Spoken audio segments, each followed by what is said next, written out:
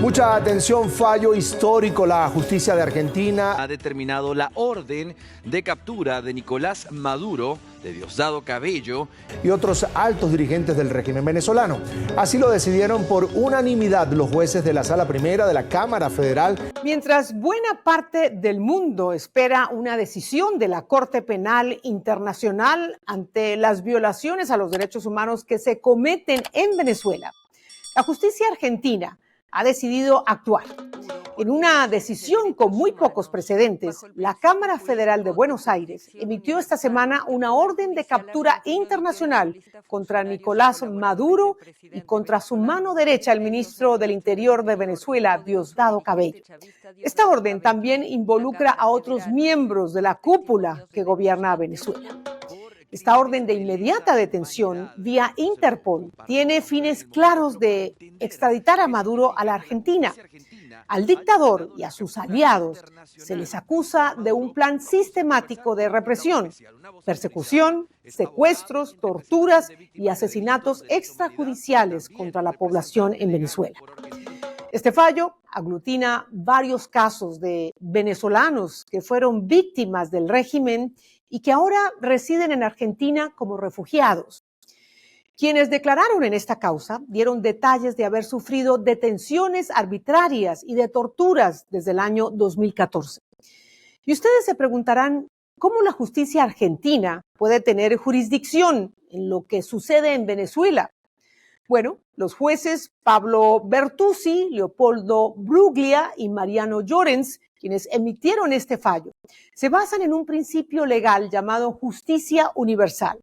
Bajo este concepto, los crímenes de lesa humanidad sí pueden ser abordados por una corte en otro país, independientemente del lugar donde se cometan esos crímenes. El grupo que presentó la demanda contra el régimen venezolano en la justicia argentina es el Foro Argentino para la Defensa de la Democracia.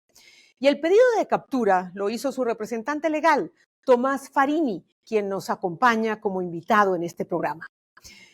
Para hablar también de este gran logro judicial, está con nosotros Elisa Trota. Elisa es la secretaria general del Foro Argentino para la Defensa de la Democracia. No se trata de ideologías, se trata de democracia, libertad y la vida misma. ¡Viva Venezuela libre! Y recordemos que al enterarse que se producía este fallo, el régimen venezolano emitió su propia orden de detención contra Javier Milei, su hermana Karina Milei y su ministra de Seguridad Patricia Bullrich. La razón, un avión de carga que Argentina le incautó a Venezuela y luego entregó a Estados Unidos. Antes de comenzar el programa, quiero como siempre recordarles que se suscriban a mi canal en YouTube, Patricia Yaniot Videos, es gratis y lo único que tienen que hacer es darle clic a la palabra suscribirse. Así de fácil. Comenzamos.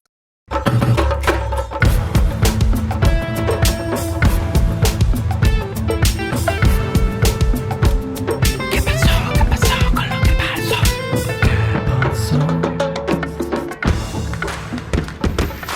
Elisa, gracias por aceptar esta invitación de qué pasó con lo que pasó. Bienvenida al programa para hablar de esta decisión de la justicia argentina, una decisión que se da después de que ustedes iniciaron esta causa contra el régimen de Maduro. Exactamente, ¿qué fue lo que decidió la justicia argentina? Buenas tardes, Patricia. Bueno, un placer saludarte y contarles que este lunes hubo la decisión histórica por parte de la justicia argentina de dictar la orden de captura contra Nicolás Maduro, Diosdado Cabello y otros 30 jerarcas del régimen venezolano responsables por las violaciones sistemáticas a los derechos humanos en Venezuela. Y ello se da en el marco de la jurisdicción universal que rige en Argentina, dándole la posibilidad de investigar y de juzgar crímenes de lesa humanidad cometidos en cualquier parte del mundo y contra ciudadanos de cualquier nacionalidad a nivel mundial, tanto de las víctimas como de los victimarios. Elisa, cuéntanos exactamente a cuántas personas afecta esta decisión judicial y qué fue, en líneas generales, lo que decidió la justicia argentina.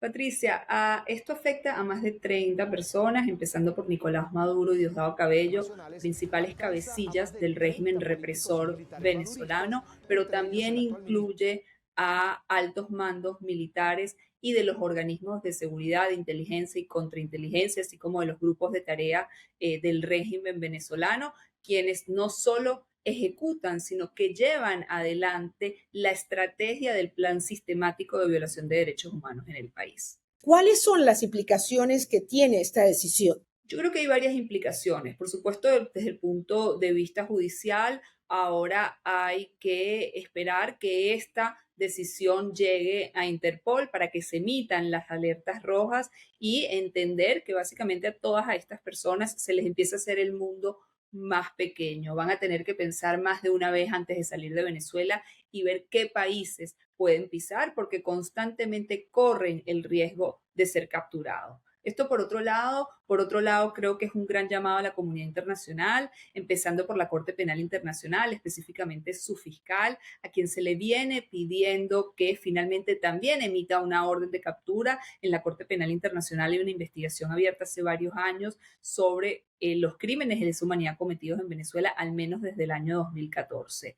Y finalmente, también a todos los países y a los distintos organismos desde el punto de vista de que ya es hora de fijar una posición firme, sobre todo aquellos países que todavía tienen ambigüedades a la hora de catalogar y entender lo que significa el régimen de Nicolás Maduro para el mundo como una dictadura sanguinaria, totalitaria, que comete crímenes de lesa humanidad y que no solo pone en riesgo a los venezolanos dentro y fuera del país, sino me atrevo a decir que al mundo entero y sobre todo a la región.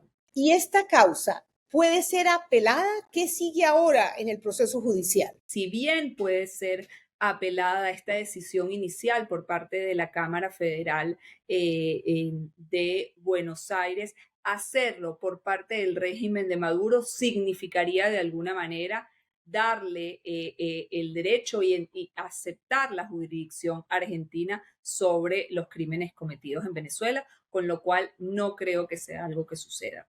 Ellos en su momento intentaron intervenir, pero al no ser el propio Maduro quien se presentaba, no pudieron hacerlo. ¿Qué posibilidad hay de que otros países sigan el ejemplo de Argentina, emitan sus propias órdenes de captura? Hay países, Patricia, que cuentan con la jurisdicción universal. Sin embargo, el caso de Argentina es excepcional y me atrevo a decir que es único, dado que es justamente Argentina el país que no impone condicionamientos o límites a la hora de investigar y juzgar a personas por crímenes de lesa humanidad, ya que no tiene un límite en relación al territorio donde se hayan cometido, no tiene un límite en relación a la nacionalidad ni de las víctimas ni de los victimarios y tampoco exige para que se abra la investigación que los responsables o a quienes se está investigando estén en el territorio nacional argentino. Y una pregunta que muchos se hacen, especialmente teniendo en cuenta que Argentina ya en el pasado ha emitido órdenes de arresto, por ejemplo, contra los funcionarios iraníes responsables de los atentados a la embajada israelí en Argentina, a la AMIA, en fin. Y esas órdenes pues no se han ejecutado. Estos funcionarios siguen vinculados al régimen iraní. ¿Qué posibilidad real hay de que esta orden de arresto sea ejecutada? Sí, es cierto, Patricia, pero esos funcionarios, como bien sabemos, tienen el mundo muy reducido. No solo son pocos los países aliados del régimen iraní, como sucede con los países aliados del régimen venezolano, los que pueden visitar, sino que también son pocos o casi ninguno los foros internacionales a los que pueden asistir.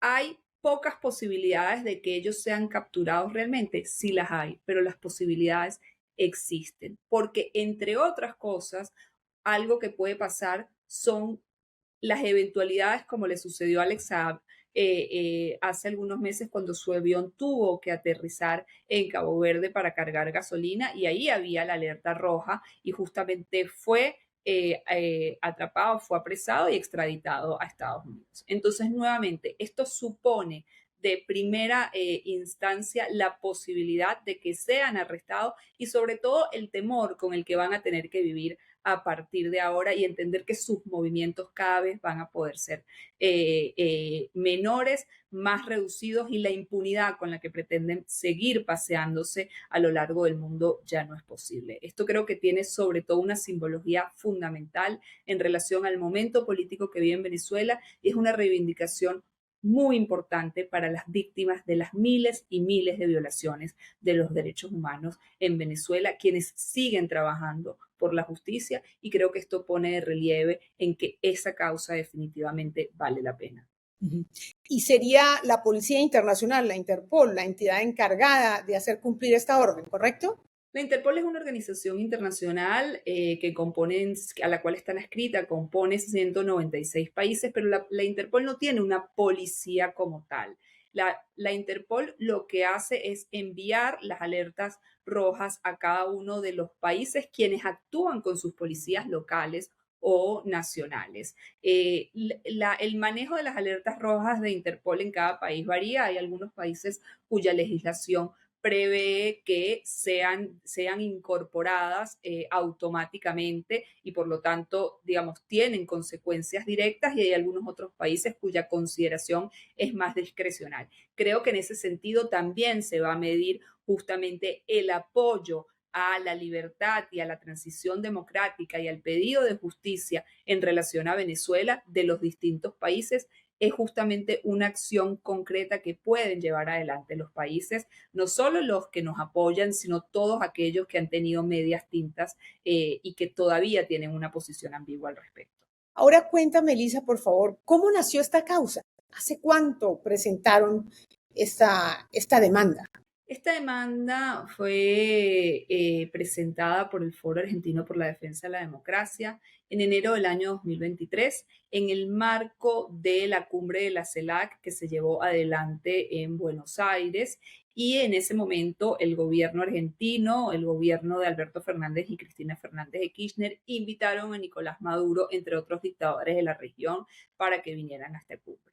Así que desde el foro decidimos iniciar una serie de acciones para evitar dicha visita y que incluyó esta demanda judicial que te diría y que además cumplió con su objetivo en el momento, creo que te diría que fue definitivamente lo que hizo que Maduro decidiera no venir a Argentina. Para nosotros te podrás imaginar que en su momento fue, como lo es ahora, de esas pequeñas grandes victorias, como me gusta denominarla, el hecho de evitar que Maduro viniera a ensuciar el suelo argentino fue también una reivindicación para todos quienes luchamos por la democracia venezolana. No solo con los querellantes, víctimas de las violaciones de derechos humanos, sino que fuimos introduciendo distintos testimonios y testigos para sustentar la causa. En junio del 2023, la Fundación Clooney también por su lado presentó una demanda en el mismo sentido contra otros jerarcas del régimen, pero también por violaciones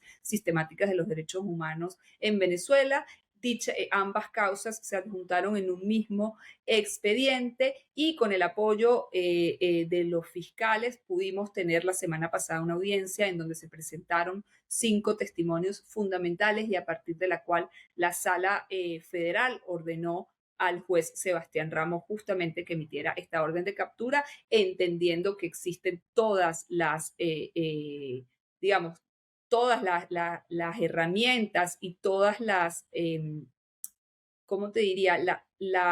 El contenido para entender que en Venezuela se llevan adelante violaciones a los derechos humanos. Estamos hablando de la fundación del actor George Clooney, ¿correcto? Así es, esta es una causa posterior a la del Foro Argentino por la Defensa de la Democracia, pero nuevamente, como en Argentina rige el principio de jurisdicción universal, bueno, también esta fundación decidió abrir esta investigación en Argentina. ¿Y cuál fue tu reacción? Porque realmente la justicia argentina respondió rápidamente comparado con otros procesos que toman años. Así es, Patricia. Te diría que fue una mezcla de sentimientos, obviamente antes de que esto sucediera, de mucha ansiedad, de esperarlo por momentos, pero de entender sobre todo de una satisfacción que te la da de entender lo que esto significa especialmente para las víctimas y los familiares de víctimas.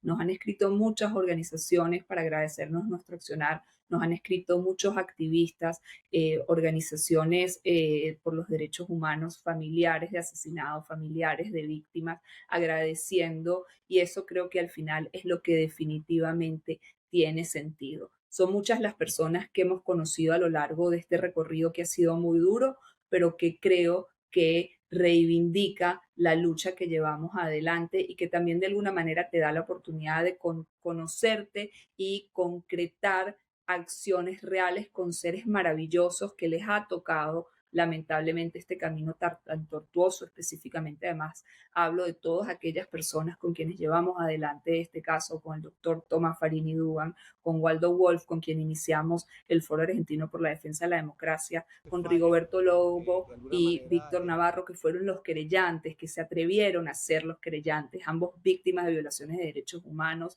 expresos políticos, Víctor habiendo sido torturado en el helicoide, y no solo se atrevió a brindar su testimonio, sino también al ser querellante. A todas las muchísimas víctimas que tal vez son anónimas por protegerse, pero que definitivamente hacen que nos conectemos con la necesidad de que finalmente no solo haya libertad en Venezuela, sino que también podamos tener justicia y poder, yo creo que también ganarnos nuestro nunca más en el país. ¿Hay más causas todavía pendientes, más demandas que no se han resuelto? ¿Pueden haber más decisiones judiciales en Argentina contra el régimen de Maduro? Seguramente la pueden haber, seguramente en el caso de que se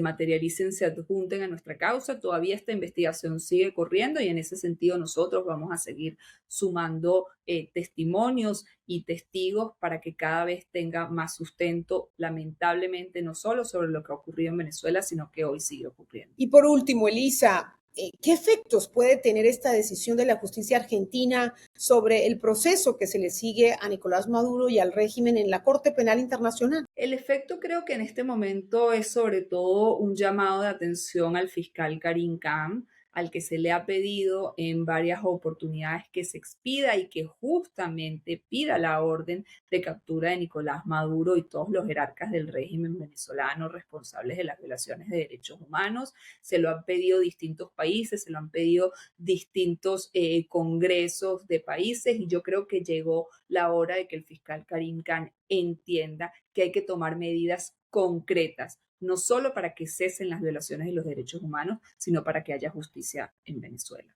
Elisa, gracias por acompañarnos en el programa y felicidades por este gran triunfo que han obtenido en tan poco tiempo. Esperemos que, aporte a la causa por la democracia en Venezuela. Gracias de nuevo. Muchas gracias, Patricia.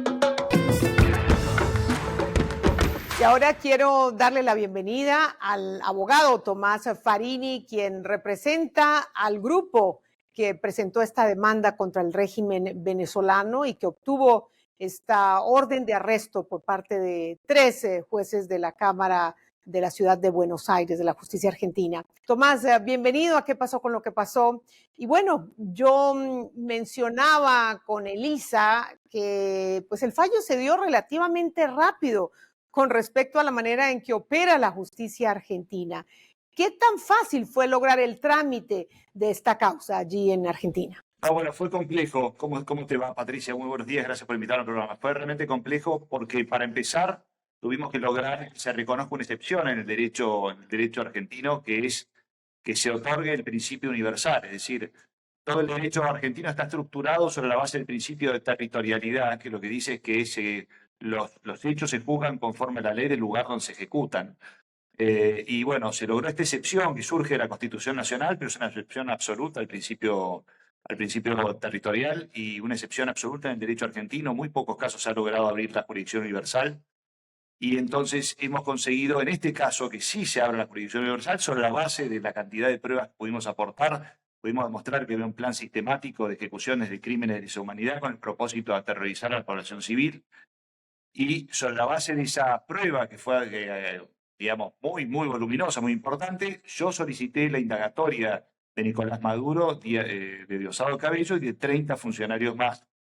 Y las capturas internacionales. El juez decidió no hacerlo, diciendo que faltaba reunir la prueba que había ordenado la causa, pero lo que pasa es que había prueba que nunca iba a llegar a la causa porque el juez había ordenado, por ejemplo, exhortos diplomáticos a Venezuela para que aporten información sobre la prueba que iba a imputar a los principales dirigentes del gobierno. Por lo tanto, eso jamás iba a pasar. Apelé esa resolución y en una audiencia oral en la Cámara, en un alegato, logré demostrar con testigos que llevamos de los gravísimos crímenes de su humanidad, que estos se ejecutaban de manera tal que se había reunido la información necesaria para poder entender que los imputados habían cometido el delito, y sobre esa información los jueces de Cámara dispusieron las indagatorias y las capturas internacionales. Tomás, ¿qué tipo de testimonios resaltaron? ¿Cuáles identificarías como los más efectivos para apoyar esta causa? ¿Cuántos declararon? En la causa declaró unos 20 testigos, en la audiencia oral declararon 5. Lo más importante, yo creo que fueron los testimonios de la justicia venezolana, jueces y fiscales, que fueron muy claros al establecer que es imposible investigar delitos de lesa humanidad en este momento en Venezuela, básicamente porque quienes intentan hacerlo o osan, digamos, explicitar su voluntad de investigar delitos de lesa humanidad, son secuestrados y torturados. Por esa razón, tuvieron que escaparse de Venezuela. Esto fue muy importante porque uno de los requisitos fundamentales para abrir la jurisdicción universal es demostrar precisamente que en el lugar donde se cometen esos delitos, estos delitos no se investigan. Después, por supuesto, hubo una cantidad de testimonios totalmente desgarradores acerca de la forma en que eran secuestrados, torturados, las torturas a familiares para que hablaran ellos. Una cosa realmente espantosa, increíble que ocurra en este tiempo. Pero eso fue muy importante para demostrar a los jueces lo que está pasando en Venezuela y sobre la base de eso lograr las capturas. ¿Qué recuerdas de esos testimonios desgarradores de las víctimas? Bueno, un detalle muy importante es que muchos repitieron algo que es fundamental para la imputación y que es demostrar que en realidad los crímenes son anticipados por el régimen, lo que hace imposible que Nicolás Maduro o Diosdado Cabello pretendan desligarse de ellos. ¿Por qué? Porque Diosdado Cabello, a través de su programa con el Mazo Dando, no tienen son bastante literales, digamos, y Nicolás Maduro, a través de cadenas nacionales, muchas veces lo que hacían era anticipar a quienes iban a perseguir, quienes terminaban siendo desaparecidos y torturados en el discoide. Esta anticipación del mal tiene un ejemplo, tiene un potencial amplificador del terror, y es algo que usan en general todos los regímenes que cometen delitos de lesa humanidad para aterrorizar a la población civil, es decir, lo que se conoce como el terrorismo de Estado. Y esto es lo que ocurre en Venezuela y se pudo demostrar. Por cierto, hubo casos terribles de gente, por ejemplo, que le llevaban a la novia diciéndole que le iban a violar en el helicoide para que hablen, o se torturaba a otras personas para que ellos hablen. Bueno, en fin, cosas muy, muy, muy, muy espantosas, realmente horribles y que se cometen de allí de manera sistemática. Por ejemplo, una persona estuvo detenida 3 años y medio. Uno de los compañeros de reclusión se suicidó por los tormentos a los que era sometido. Bueno, en fin, estas cosas que fueron muy bien explicadas y que documentan como casos testigos lo que ocurre desgraciadamente de manera sistemática. ¿Qué esperanzas tienes de que esta orden de arresto se haga efectiva por parte de alguna autoridad en alguna parte del mundo? O incluso en Venezuela. Bueno, sí, en Venezuela muy pocas, digamos, porque la policía venezolana dudo que quiera cumplir esta orden, pero lo que hay que lograr ahora en la lucha es que Interpol anote las alertas rojas. Desgraciadamente, Interpol tiene una política de querer no involucrarse demasiado con funcionarios de países a quienes se ordenan las capturas. Esta es una política que tiene como base la Convención de Viena, pero en el caso de Venezuela, son funcionarios que son de facto, es decir, están en el poder luego de no haber logrado una elección democrática, sino que se han hecho del poder y se mantienen en él, pese a que la votación dio ganador a otra persona. Por lo tanto, yo creo que la Convención de Viena no les aplica en su caso. Y además hay antecedentes de Interpol donde, a pesar de que de que las personas imputadas eran funcionarios de gobiernos, se han ordenado estos arrestos y se han ordenado las alertas rojas. Me refiero, por ejemplo, al caso AMIA. En el caso AMIA, que la Argentina solicitó a Interpol las anotaciones rojas, lo logró a pesar de que todos los imputados iraníes eran los principales integrantes del gobierno de Irán. Ninguno de ellos, ni ninguno de los imputados venezolanos, estarán exentos de que, por ejemplo, se les rompa el avión, tenga que parar en otro lugar, como le pasó a Alex Saab, que es quien le lava la plata a Nicolás Maduro, tuvo que aterrizar en África y terminó siendo arrestado en Estados Unidos durante 2 años. Ahora, ¿por qué no nos haces un paralelo entre la orden de captura emitida por un país como Argentina, un pedido que le hace el Estado argentino a Interpol para que haga efectiva esta orden de arresto, y una eventual orden de captura que podría ser emitida por la Corte Penal Internacional? ¿Cómo operan esas dos jurisdicciones, una internacional, una local?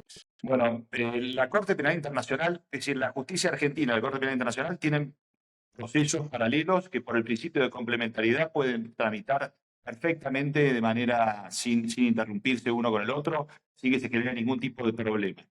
Pero hay una cierta relación. Nosotros vamos a presentarnos en la Corte Penal Internacional sobre la base de estas detenciones y vamos a pedir que la Corte Penal Internacional también las emita, porque realmente creemos que existe prueba absolutamente acreditada. Lo que vamos a hacer es aportar a una copia del expediente nuestro también, para que la Corte Penal Internacional pueda hacer lo propio. Realmente deberían haberlo hecho ya, pero han decidido no sé por qué razón. Yo la verdad que no litigo en la Corte Penal Internacional, no sé por qué razón estas órdenes de captura no fueron decretadas allí. Al margen de esta complementariedad de los dos procesos, lo que es, digamos, estas detenciones internacionales de Argentina pueden hacerse valer en cualquier lugar del mundo, pero para que las policías locales tengan registro de ellas necesitamos que Interpol las registre como alertas rojas. De darse una orden de captura de la Corte Penal Internacional, en el mejor de los escenarios, tratando de ver a Nicolás Maduro y a su dictadura tras las rejas, ¿quién debería ejecutar esa orden de captura? Es lo mismo que pasa con la orden de captura decretada por Argentina. Es Interpol la que tiene que anotar las alertas rojas y es la policía local. Interpol no tiene policía propia, lo que tiene son delegaciones de cada policía local en cada país. La policía local de cada país, la delegación de Interpol, tiene que ejecutar esas órdenes de captura, pero la Corte Penal Internacional que emite una orden de captura, como la Argentina que emite una orden de captura, es decir, la de la justicia argentina, los dos van al mismo lugar, que es Interpol, para lograr la anotación de las alertas rojas. La Corte Penal Internacional ha tenido, por lo que sé, problemas también, con, por ejemplo, en el caso de Putin, no se han anotado las alertas rojas de Interpol. Es decir, esto es un problema que no solamente lo vamos a tener nosotros con las órdenes de captura, sino que la Corte Penal Internacional también lo tiene. Así que es muy importante contar con los votos, porque seguramente Venezuela se va a oponer a estas alertas rojas, contar con los votos de la mayoría de los países que integran Interpol para que se anoten. Es decir, se va a hacer una votación, se va a decidir en una votación si estas anotaciones se hacen o no se hacen. Y es muy importante contar con la mayor cantidad de países que quieran hacerlo. Ya hay muchos países que han reconocido que lo que ocurre en Venezuela es una dictadura cívico-militar que no puede prosperar, que no se sostiene el voto popular. Pero además de eso, necesitamos que ahora se traslade esta discusión a Interpol. ¿Y sabemos cuándo se va a realizar esa votación y cuántos votos se necesitan para que esa orden se anote como alerta roja? Se anota es por mayoría y bueno, eso lo va a tener que disponer Interpol. Primero lo que necesitamos es que el juez emita las órdenes de captura. Estamos en ese proceso. Primero que las libre y luego que las comunique Interpol. Después hay un proceso interno dentro de Interpol, hay un asesor de legales que tiene que hacer un dictamen, en fin, hay todo un procedimiento en el que va a participar, seguramente van a participar los fiscales de la Argentina sobre todo, nosotros lo vamos a intentar hacer como representantes de las víctimas, pero el Estado lo representa el Estado argentino a través de los fiscales y en esa convención que se va a hacer hay que ver qué fecha fija Interpol. Se van a tener que votar, se va a decidir y es por mayoría de votos. ¿Y algún ejército de algún país que quiera ejecutar esta orden de captura, un poco como lo que sucedió con Milosevic en Serbia? ¿Eso es posible? Es posible, por supuesto, y si cualquier autoridad que quiera detener a estas personas sobre la base de una orden de captura y que las ponga a disposición de la justicia, por supuesto que no va a haber ningún inconveniente. Es decir, no importa quién sea el que ejecute la orden, lo importante es que esa orden se ejecute y que los imputados están, digamos, la orden de captura tiene el propósito de que sean extraditados a la Argentina. Digamos, esta es ¿para qué? Para que rindan cuentas en la Argentina sobre los actos que han ejecutado. Entiendo. Bueno, anticipándose un poco a esta decisión judicial, el régimen venezolano también emitió una orden de arresto contra el presidente argentino Javier Milei, su hermana Karina Milei y su ministra de Seguridad Patricia Bullrich. Esto hay que tomarlo en serio. ¿Qué implicaciones tiene? Es tragicómico, la verdad.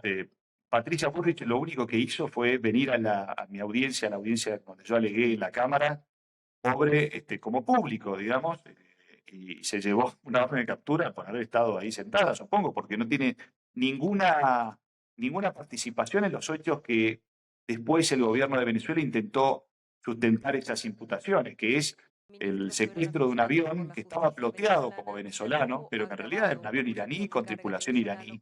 Y lo que se sospechaba era que ese avión lo que tenía era el propósito de hacer tareas de inteligencia. Ya tuvimos en la Argentina 2 atentados terroristas financiados por Irán.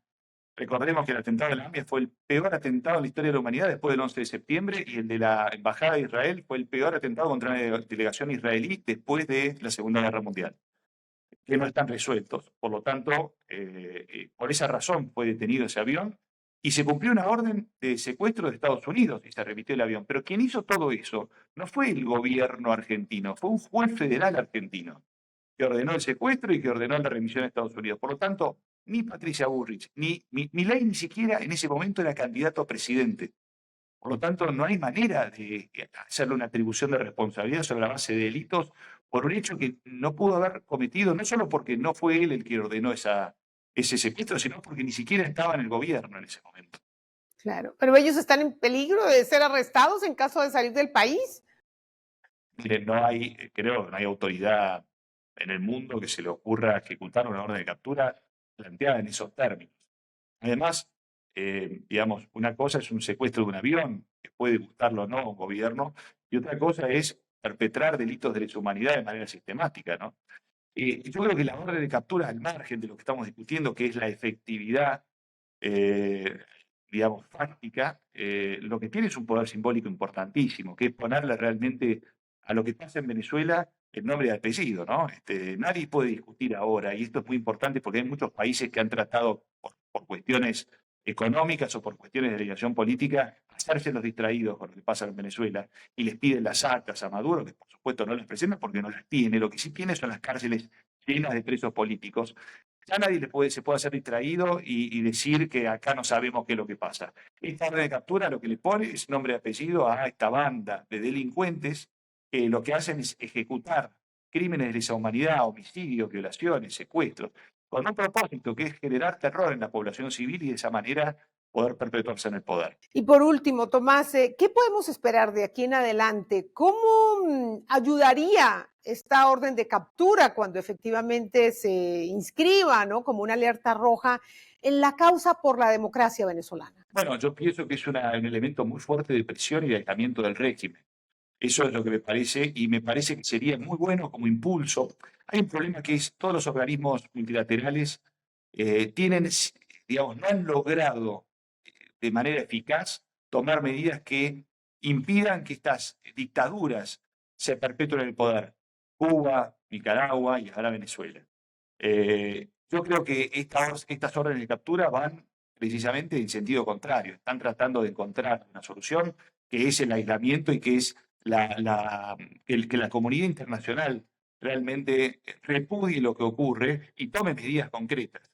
Ojalá otros países hagan lo mismo y ojalá otros países se manifiesten de la misma manera. Yo sé que, por ejemplo, Ecuador está haciéndolo, es decir, hay países que ya están haciéndolo, pero sería ojalá que a raíz de esta decisión se realmente encaminen todos hacia este mismo fin, que es disponer las capturas, de todas las capturas que se puedan, de manera tal que si alguna de estas personas decide salir de Venezuela, sean detenidas. Esto me parece que es importante realmente lograrlo. Pues Tomás, estaremos atentos a la manera en que evolucionan estos hechos y se hace efectiva esta orden de captura a través de la alerta roja en Interpol. Y bueno, ver qué efecto tiene esta medida en otros países que luchan por la democracia en Venezuela. Gracias de nuevo por acompañarnos en ¿Qué pasó con lo que pasó? Muchísimas gracias a ustedes por llamarme.